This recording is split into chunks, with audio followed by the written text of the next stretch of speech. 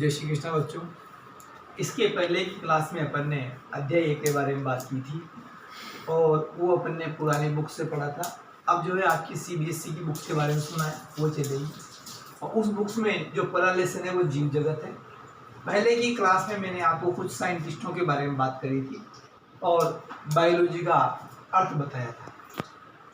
ये जो लेसन है जीव जगत, पहला अध्याय है इसका, यूनिट फर्स्ट का। इसके अंदर हमें सजीव यानी जीव जगत यानी जीवों के जगत के बारे में बात करनी है। इसमें सीधी सीधी बात करनी है कि सजीवों के बेसिक लक्षण देखने को, यानी सजीव किसमें कहेंगे। तो सबसे पहले बात करूं मैं सजीव होता क्या है। जीव जगत में किसका अध्ययन करते हैं? सजीवों का। सजीवों का अध्ययन होता है इसके अंदर, ठीक है। अब सजीवों का अध्ययन होता है, सजीव हम किसे कहेंगे?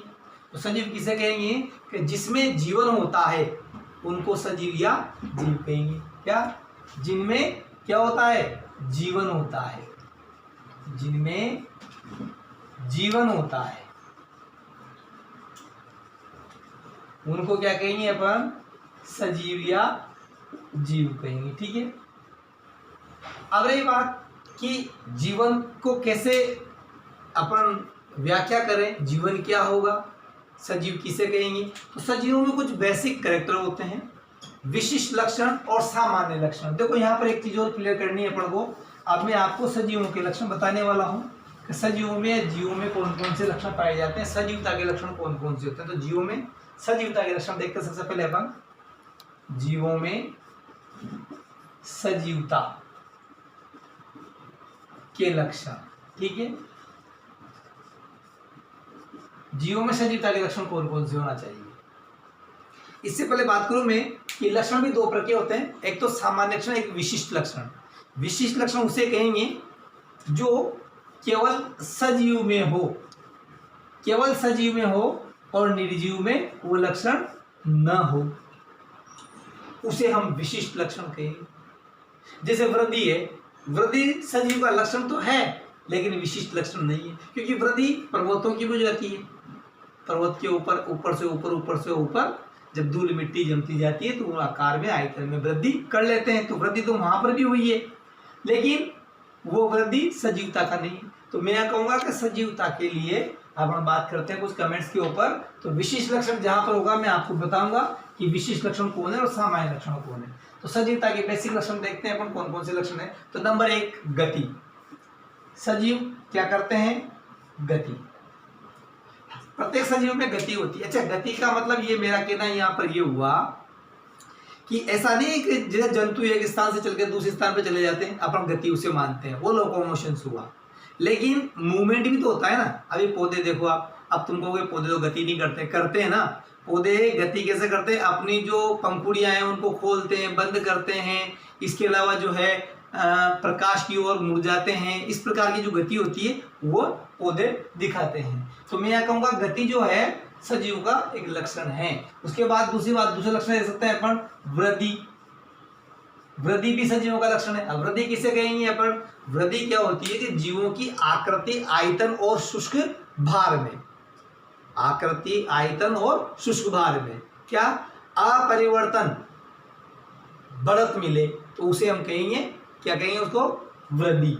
शुष्क भार में, उसके आयतन में, उसकी आकृति में अपरिवर्तनीय वृद्धि, यानी कि वो घटे नहीं तो वो वृद्धि कहलाएगी। वृद्धि संख्यात्मक भी हो सकती है, वृद्धि भारात्मक भी हो सकती है। जैसे एक कोशिकीय जीव है, अच्छा कोशिकाओं में विभाजन होने से 100 के 200 कोशिकाएं बन गई, 400 बन गई, तो ये यहाँ पर संख्यात्मक हो रही है। अच्छा, जब कोशिका का विभाजन होगा, जीव आकार में बड़ा होगा तो भार में भी उसकी में वृद्धि होगी। तो वृद्धि जीवों का एक लक्षण है। वृद्धि के अलावा क्या हो सकता है? जनन, प्रजनन भी कह सकते हो।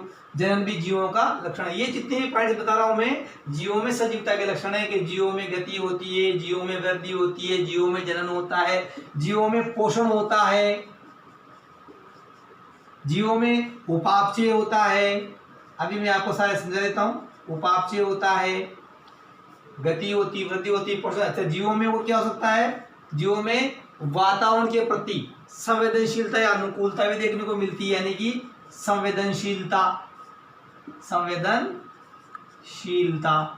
या फिर अनुकूलन। एक एक टॉपिक की बात करेंगे अपन। देखो यहाँ तक बात होगी। जनन, जनन का मतलब क्या होता है? प्रजनन का मतलब सजीवों द्वारा अपने ही समान संतति उत्पन्न करने की प्रक्रिया को प्रजनन कहते हैं। तो जो सजीव होगा वही संतति उत्पन्न करेगा और उत्पन्न नहीं करेंगे। पोषण, कार्य करने के लिए किसकी जरूरत पड़ती है? ऊर्जा की। तो प्रत्येक सजीव जब कार्य करता है, अपनों को जीवित रखना चाहता है, उपापचय क्रियाओं को संपन्न करता है, तो इसी स्थिति में उसको पोषण की आवश्यकता होती है, यानी वो खाद्य पदार्थ ग्रहण करेगा। इसके बाद देखो उपापचय क्रियाएं, ये दो होती, उपचय और अपचय है, एनाबोलिज्म और मेटाबोलिज्म, दोनों को मिला के बात करते हैं। उपचय, उपचय में निर्माण होता है, अपचय में विखंडन होता है। हमारे शरीर के अंदर जितनी भी क्रियाएं होती है, जैविक क्रियाएं, जीवित रहने के लिए जितनी भी क्रियाएं होती है वो सब उपापचय क्रियाएं हैं, जैसे श्वसन है, पाचन है, उत्सर्जन है। तो सजीवों में उपापचय क्रियाएं भी होती रहती है। इसके अलावा संवेदनशीलता, सजीव में संवेदनशीलता पाई जाती है, अनुकूलन पाया जाता है, वो पर्यावरण के प्रति अपने आप को अनुकूलित रखता है। ताप, दाब, दर्द है, सबके प्रति क्या करता है? वो अनुकूलन करता है, अपने आप को समायोजित करता है। तो ये भी गुण हुआ। इसके अलावा देखो उत्सर्जन, उत्सर्जन भी सजीवों का गुण है। इसके अलावा श्वसन, श्वसन भी सजीवी करते हैं, जिसमें O2 CO2 का वो आदान प्रदान करते हैं। श्वसन क्यों करते हैं? कार्बोहाइड्रेट, वसा और प्रोटीन का क्या करने के लिए? विघटन करने के लिए, जिससे कि एनर्जी प्राप्त होती है। हमने पढ़ा था C6H12O6 plus O2 equal to then CO2 plus H2O plus energy, श्वसन अभिक्रिया कहते थे अपन उसको। तो वहां पर हम देखते हैं कि सजीवों का एक लक्षण श्वसन भी है। इसके अलावा क्या है? साम्य अवस्था भी है। साम्य अवस्था, हर शरीर या हर सजीव जो भी होगा वो अपने आप को वातावरण के प्रति मैनेज करके चलेगा, साम्य अवस्था में रहेगा। इसके अलावा क्या हो सकता है? जीवन चक्र, जीवन चक्र, जीवन चक्र भी सजीवों का गुण है, लक्षण है। जो सजीव होगा उसमें जीवन चक्र होगा, यानी कि जन्म होगा, बड़ा होगा, युवावस्था आएगी, देन लास्ट में मृत्यु प्राप्त कर जाएगा। तो एक लाइफ साइकिल भी सजीवों में देखने को मिलती है। इसके अलावा और क्या हो सकता है? जनन हो गया, गति होगी, वृद्धि होगी, कोशिकाएं, कोशिकीय संरचना होती सभी की। प्रत्येक जो जीव है उसकी संरचना कैसी होती है? कोशिकीय संरचना, यानी कि कोशिकाओं से मिलकर बना होता है, चाहे वो एक कोशिका से मिलकर बना हो, चाहे वो बहुकोशिका से मिलकर बना हो। तो इस प्रकार से मैंने जीवों में सजीवता के लक्षण आपके सामने रखे। सजीव गति करते हैं, सजीवों में वृद्धि होती है, सजीवों में जनन होता है, सजीवों में पोषण होता है, उपापचय होता है, संवेदनशीलता होती है, अनुकूलन होता है, उत्सर्जन होता है, श्वसन होता है, साम्य अवस्था होती है, जीवन चक्र पाया जाता है और कोशिकीय संरचना भी सभी सजीवों में देखने को मिलती है। तो यहाँ पर हमारे जो पहला टॉपिक था हमारा कि जीवों में सजीवता के लक्षण क्या है, तो मैंने आपको 10 सजीवता के लक्षण दिए हैं। अब बात करता हूं मैं कि जैव विविधता क्या होती है। दूसरा टॉपिक है हमारा इसका जैव विविधता। देखो जैव विविधता के दो, जैविक विविधता के दो बात एक ही है, जैविक विविधता, ठीक है। ये क्या होती है? तो देखिए मैं बताऊं आपको इसमें क्या होता है कि पृथ्वी पर उपस्थित विभिन्न जीवों की जातियों को, हमारी जो पृथ्वी है पूरा, इसके ऊपर कितने ही प्रकार के पेड़ पौधे जंतु हैं और अलग अलग जातियों के पादप हैं, जिनका रूप, रंग, आकार, अनुकूलन, पारिस्थितिकी सब अलग अलग है। तो मैं यह कहूँगा कि पृथ्वी पर उपस्थित विभिन्न जीवों की जातियों को ही जैव विविधता कहते हैं। तो अपन छोटी सी डेफिनेशन देते हैं, पृथ्वी पर उपस्थित विभिन्न जीवों की जातियों को क्या बोलेंगे? जैविक विविधता कहते हैं। ये अपनी जैविक विविधता की डेफिनेशन होगी। अब जैविक विविधता इतनी है कि हम इनका अभी तक पूरा अध्ययन भी नहीं कर पाए। कितने वनस्पति की जातियां हैं, कितनी जंतुओं की जातियां हैं, जो एक कोशिका से लगा के बहुकोशिकीय तक जीव पृथ्वी पर विद्यमान है, और सबका अध्ययन हम अभी तक कर भी नहीं पाए। हाँ, जिनका अध्ययन हमें करना था हमने उनमें समानताएं और विभिन्नताओं को देखते हुए अलग अलग समूह में बांटा, वर्गीकरण की आवश्यकता पड़ी। अच्छा, वर्गीकरण की आवश्यकता पड़ी, उसके पहले क्या बात आई? नाम पद्धति की आई। हम क्या चाहते हैं कि ऐसे किसी भी जीव या पादप का एक कोई ऐसा नाम हो जिस नाम से उस पादप को पूरे वर्ल्ड में जाना और पहचाना जाए। तो ऐसे नाम को बोलेंगे मानक नाम। तो देखो हमें जब अध्ययन करने का नंबर आया हमारी जैविक विविधता का, तो हमने सोचा बहुत सारे जीव जंतु हैं, बहुत सारे पादप जातियां हैं, तो अध्ययन कैसे किया जाए। तो हमने एक कॉन्सेप्ट लिया कि क्यों नहीं सबसे पहले तो उस जाति को, उस जीव को क्या नाम दिया जाए? मानक नाम दिया जाए, मानक नाम। ये मानक नाम क्या होता है? मानक नाम का मतलब होता है किसी जीव जाति का सदस्य का ऐसा नाम जिस नाम से उसे आल और वर्ल्ड पूरे संसार में जाना और पहचाना जाता हो या जा सके। यानी हर देश का हर व्यक्ति उसको उसी नाम से जाने, ताकि कंफ्यूज ना हो, हम यहाँ कहते हैं मका, और जगह कहते हैं मकई, तो अलग अलग नाम नहीं होना चाहिए। तो हमने नाम दिया जिया मिर्च, खत्म बात। तो इस प्रकार से मानक नाम वो नाम होता है जिस नाम से किसी जीव को संपूर्ण संसार में जाना और पहचाना जाता है, उसको मानक नाम कहा जाता है। अब नाम पद्धति क्या होती है? तो नाम पद्धति के बाद जीवों को मानक नाम जो दिया जाता है जिससे उसको पूरे विश्व में जाना और पहचाना जाता है, इसी प्रक्रिया को क्या बोलते हैं? नाम पद्धति। अब मैं बात करूं मानक नाम के बाद में, ये नाम पद्धति किसे कहोगे आप? वो छोटी छोटी सी बातें, स्टार्टिंग पॉइंट है हमारा इसका नाम पद्धति। देखो नाम पद्धति क्या होती है, इसकी छोटी सी डेफिनेशन मैं आपको बता सकता हूं। क्या कहेंगे? जीवों को मानक नाम देने की, है ना, जीवों को मानक नाम देने की जिस नाम से उसे संपूर्ण विश्व में जाना व पहचाना जाए, प्रक्रिया को क्या बोलेंगे? नाम पद्धति। जीवों को मानक नाम देने की जिस नाम से उसे संपूर्ण विश्व में जाना और पहचाना जाए, प्रक्रिया को नाम पद्धति कहते हैं। तो ये नाम पद्धति की बात है। अब नाम पद्धति की जब बात हुई तो हम जानते हैं कि इस संसार में जंतु और पादप दो वैरायटी अपन मेंटेन करते हैं। तो जंतुओं के नाम किस अकॉर्डिंग रखा जाए, किस विभाग को जंतुओं के नाम का प्राधिकरण दिया जाए और किसको जंतु का दिया जाए, तो दो हमारे पास में जो है इसके स्टेटस हैं जिनके आधार पर हम नामकरण करते हैं, या जिनके अंदर जंतु और पादपों के मानक नाम दिए जाते हैं। दोनों के नाम तो उनकी फुल फॉर्म भी पूछी गई कितनी बार, ICBN। एक होता है ICZN, ये दो है, एक तो ICBN और एक ICZN, ये दो नाम पद्धति हैं। देखो क्या होता है इसमें, आई का मतलब हो गया इंटरनेशनल, फुल फॉर्म पूछ लेते हैं इसकी, इंटरनेशनल, उसके बाद code, international code of botanical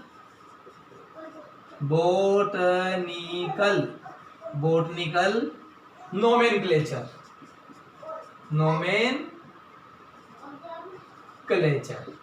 ठीक है, ये इसका फुल फॉर्म हो गया international code of botanical nomenclature. इसका क्या हो जाएगा? इंटरनेशनल कोड ऑफ, यहाँ चेंज होगा जूलॉजिकल हो जाएगा, बोटनिकल की क्या हो जाएगा?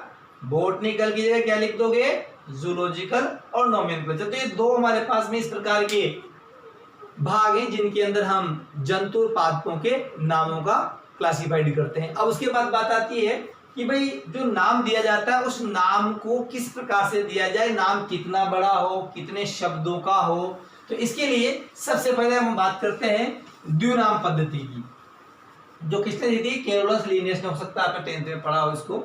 द्विनाम पद्धति,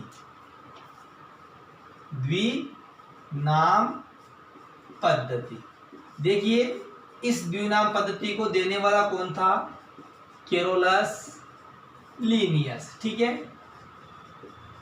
कैरोलस लीनियस ने जंतु एवं पादपों के नामकरण के लिए, नाम के लिए द्विनाम पद्धति दी थी। उसने कहा था किसी भी जंतु या पादप के नाम में दो पद होना चाहिए, प्रथम पद होना चाहिए उसका वंश का, दूसरा पद होना चाहिए उसकी जाति का। यानी दो पद हों, दो पद में प्रथम पद कौन सा होना चाहिए? उसके वंश का, और द्वितीय पद कौन सा होना चाहिए?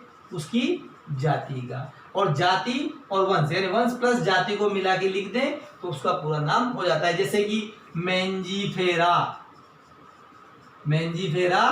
इंडिका। अब देखो दो पद दिख रहे हैं अपन को, जो मेंजीफेरा यहाँ वंश है, इंडिका यहाँ पर जाति है। इस प्रकार से कैरोलस लिनियस ने द्विनाम पद्धति का सर्जन किया और कहा कि किसी भी जंतु या पादप के नाम में दो पद होना चाहिए, जिसका प्रथम पद उसका वंश को और द्वितीय पद उसकी जाति को रिएक्ट करेगा। अब उसके बाद आती है कि जो जैविक नाम, अच्छा नियम क्या है इसके, द्विनाम पद्धति के कुछ नियम है, 2-4 नियम बताता हूँ किस प्रकार से लिखा जाता है। तो द्विनाम पद्धति किसने दी थी, कैरोलस लिनियस ने। इसमें नियम क्या है, नाम कैसे लिखा जाए, तो नाम लिखने के नियम, नंबर 1 बात जो आती है वो सबसे मुख्य बात है कि किसी भी जीव का, चाहे वो जंतु या पादप हो, उसका जैविक नाम लैटिन भाषा में होना चाहिए।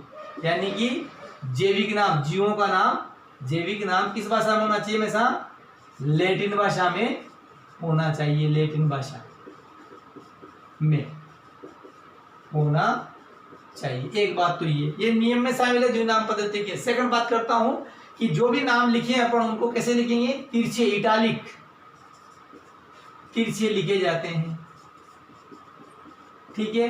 इटालिक यानी शब्दों को जो अक्षर से लिखते हैं किस लिखते हैं, तिरछे लिखते हैं। इसके अलावा पहला शब्द किसका होता है, वंश का, जो, और दूसरा कौन सा होता है, उसकी जाति का। तो पहला शब्द, तीसरी बात लिखता हूं मैं, पहला शब्द यानी पहला पद काय का रहेगा, वंश, और दूसरा काय का रहेगा, जाति का, ठीक है। चौथी बात करते हैं अपन कि जो वंश है, जो कि पहला पद है, वो क्या होगा, बड़े अक्षर में लिखा जाएगा। जो वंश बड़े अक्षर में और जाति छोटे अक्षर में। तो जो वंश होगा, वंश का जो लिखा जाएगा, तो पहला जो अक्षर होगा वंश, पहला पद, वो किस में लिखेंगे, बड़े अक्षर। बड़े अक्षर का मतलब कैपिटल लेटर में, और जाति को किस में लिखेंगे, स्मॉल लेटर में, यानी कि छोटे अक्षर में लिखना होगा, ठीक है। इसके बाद क्या कर सकते हैं अपन, इनके नीचे लाइन भी खींची जाती है ना, कहाँ पर, जहां लिखते हो, अगर हाथ से लिख रहे हैं अपन तो रेखांकित करेंगे।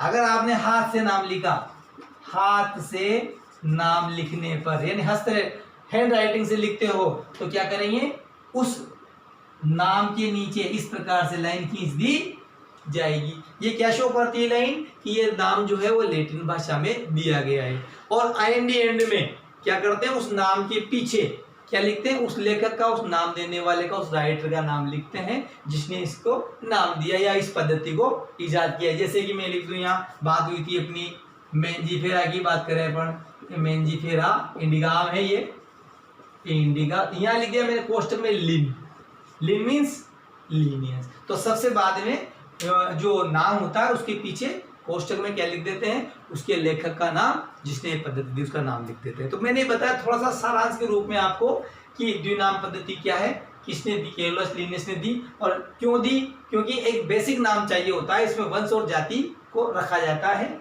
और इस प्रकार से इसके कुछ नॉर्म से लिखने के तरीके कैसे लिखे जाते हैं। इसके बाद बात करता हूँ मैं, ये वर्गीकी क्या होती है, टेक्सोनोमी किसे कहेंगे। देखो, वर्गीकी के बाद अपन वर्गीकरण पढ़ेंगे। वर्गीकी का मतलब टेक्सोनोमी है, और वर्गीकरण जो होता है सिस्टेमेटिक्स कहलाता है वर्गीकरण, ठीक है। तो अपन बात करते हैं वर्गीकी क्या है, टेक्सोनोमी क्या है। धीरे धीरे पाठ को आगे बढ़ा रहे हैं अपन। वर्गीकी यानी टेक्सोनोमी किसे कहेंगे, तो देखिएगा वर्गीकी, वर्गीकी क्या होगा, वर्गीकी में टेक्सोनोमी बोलते हैं इसको, वर्गीकी को, ये वर्गीकी, टेक्सोनोमी। टेक्सोनोमी में क्या होता है कि एक पहली बात करते हैं, शब्द किसने दिया, टेक्सोनोमी शब्द है वो किसने दिया, ये दिया एपी कंडोले ने, ठीक है। वर्गीकी यानी टेक्सोनोमी जो शब्द है हमारा, टेक्सोनोमी ये शब्द है, ये किसने दिया था, शब्द दिया था एपी कंडोले, ठीक है। एपी कंडोले ने टेक्सोनोमी शब्द दिया, वर्गीकी शब्द दिया था। ये शब्द कुछ 2 शब्दों से मिलकर बना है ग्रीक भाषा के। कौन कौन से, एक तो टेक्सोन और एक नोमस। कौन सी भाषा से, ग्रीक भाषा। टेक्सोनोमी ग्रीक भाषा के 2 शब्दों से मिलकर बना है। 2 शब्द कौन कौन से हैं, एक तो है टेक्सोन और एक है नोमस, ठीक है। टेक्सोन और नोमस 2 शब्दों से मिलकर बना होता है, और इनका मतलब क्या होता है, टेक्सोन का मतलब होता है वर्गक, और नोमस का मतलब क्या होता है, नामकरण। टेक्सोन का मतलब क्या है, वर्गक, ठीक है, और इसका मतलब क्या होता है, नामकरण। ओके, तो ये एक छोटी सी बात करी अपन ने कि वर्गीकी क्या है, कि वर्गीकी शब्द सबसे पहले एपी कंडोले ने दिया था, इसको टेक्सोनोमी कहते हैं। और टेक्सोनोमी खुद ग्रीक शब्दों से बना हुआ है, 2 से, टेक्सोन प्लस नोमस। टेक्सोन का मतलब वर्गक और नोमस का मतलब नामकरण होता है। अब मैं बात करूं इसके बाद में कि जीवों के नामकरण और वर्गीकरण के अध्ययन को वर्गीकी कहते हैं। जीवों के नामकरण और उनके अध्ययन को क्या बोलते हैं, वर्गीकीय। तो आपके वर्गीकीय विज्ञान क्या है, तो देखो जीवों के नामकरण एवं उनके अध्ययन को क्या बोलते हैं, वर्गीकीय विज्ञान बोलते हैं। अब बात करूं मैं वर्गीकरण क्या होता है। वर्गीकरण अलग चीज है, क्लासिफिकेशन क्या होगा कि जीवों को समानता और असमानता के आधार पर विभिन्न समूहों में या वर्गों में जो रखने की विधि होती है उसी को हम वर्गीकरण कहते हैं। वर्गीकरण अलग अलग बात है, वर्गीकरण, ठीक है। जीवों को किसके आधार पर, समानता और असमानता के आधार पर अलग अलग वर्गों में, अलग अलग समूहों में रखने की जो प्रक्रिया है, व्यवस्थित करने की जो प्रक्रिया है, उसको क्या बोलोगे आप, वर्गीकरण बोलोगे। अब इसके बाद बात करूं मैं कि विज्ञान की इस शाखा को वर्गीकरण विज्ञान कहेंगे, सिस्टोमेटिक्स बोलते हैं इसको, जिसमें हम समानता और असमानता के आधार पर विभिन्न प्रकार के जीवों को अलग अलग समूहों में रखते हैं। अब इसका इंपॉर्टेंट जो टॉपिक है वो छोटा सा है, वो बताता है कि वर्गीय पदानुक्रम किसे कहते हैं। इसके क्वेश्चन आया हुआ है, पहले की बुक्स में भी था। वर्गीय पदानुक्रम किसे कहते हैं और वर्गीय पदानुक्रम को लिखिए, ऐसा कहा जाता है। तो मैं उसी की बात करता हूं, वर्गीय पदानुक्रम क्या होता है। वर्गीय पदानुक्रम देखो क्या होता है, हमने अभी बात की टैक्सोन की, टैक्सोनॉमी में टैक्सोन यानी वर्गक, समानता और असमानता के आधार पर जीवों और पादपों को अलग अलग समूहों में विभाजित किया गया।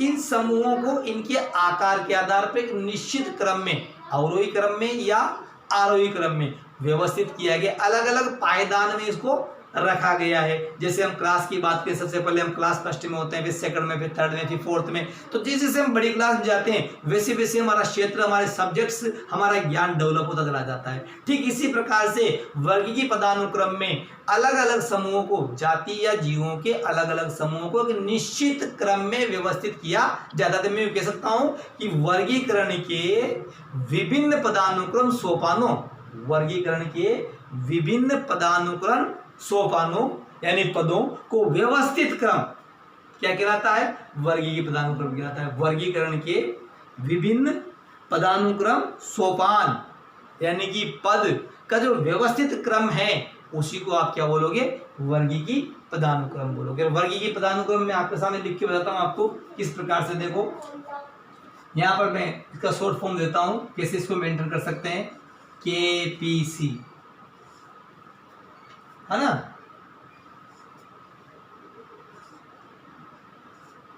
कैसे देखो, K फॉर किंगडम,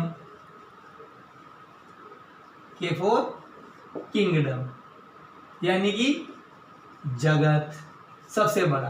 दो ही जगत है, पादप जगत, जंतु जगत।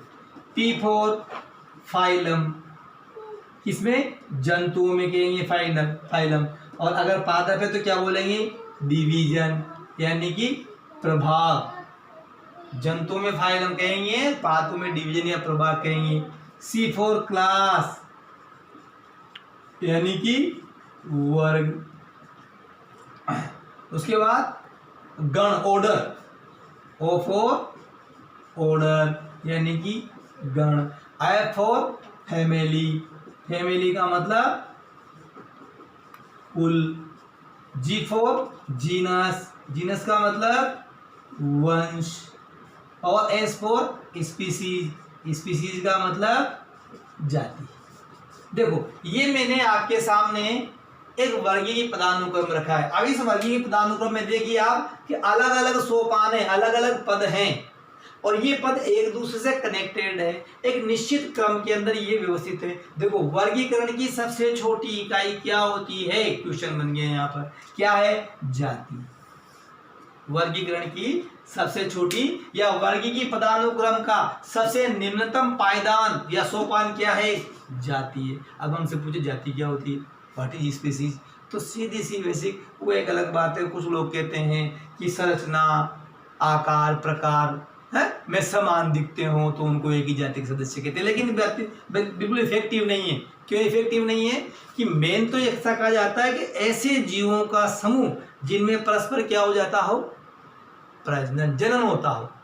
एक ही जाति के सदस्य कहलाएंगे, क्योंकि अलग अलग जाति के सदस्यों में क्या नहीं होता है, जनन नहीं होता है, एक ही जाति के जीवों में जनन देखने को मिलता है। तो देखिए यहाँ पर इनको बात करें अपन, किंगडम, जगत, फाइलम, डिवीजन, क्लास, वर्ग, ऑर्डर, गण, फैमिली हिंदी में लिखा हुआ है इस प्रकार से। तो इसको ऐसे याद रख लेते हैं, केपीसी ने ऑर्डर दिया, मैं कैसे कहता हूं कि केपीसी ने ऑर्डर दिया कि किसी भी जीव का कुल, वंश और जाति नहीं बदलनी चाहिए। ये हमने याद करने का तरीका ढूंढ लिया कि केपीसी ने ऑर्डर दिया कि किसी भी जीव का कुल, वंश और जाति नहीं बदले। कितने हैं? 7। सबसे छोटी कौन है? वंश। अब देखो जिसे हम बात करें मनुष्य का, होमोसेपियंस, होमोसेपियंस ये मनुष्य का नाम हो, ठीक है। अब होमोसेपियंस में होमो क्या है? वंश, और सेपियंस क्या है? उसकी जाति है। तो इस प्रकार से वंश और जाति को साथ में लिखा जाता है। नेक्स्ट क्लास में अपन इन सभी पदों के बारे में बात करेंगे, जाति की डेफिनेशन, फिर जाति के बाद में वंश, वंश के बाद में कुल, जाति वंश में चली जाएगी। यानी सबसे बड़ा कौन है? जगत, जगत में कौन आता है? फाइलम, फाइलम में कौन होती है? क्लास, क्लास के नीचे ऑर्डर, ऑर्डर के नीचे फैमिली, फैमिली के नीचे उसका वंश, और वंश के नीचे उसकी जाति। यानी एक वंश में एक से अधिक जातियां हो सकती है। इसी प्रकार से कहेंगे एक कुल में एक से अधिक वंश हो सकते हैं। इस प्रकार से अपन इसका पूरा करेंगे। इसके अलावा हर्बेरियम है, इसमें पूंजी, इसमें 3-4 टॉपिक्स हो रहे हैं। यानी नेक्स्ट क्लास में अपना लेसन नंबर 1 खत्म हो जाएगा। Okay, thank you. ठीक।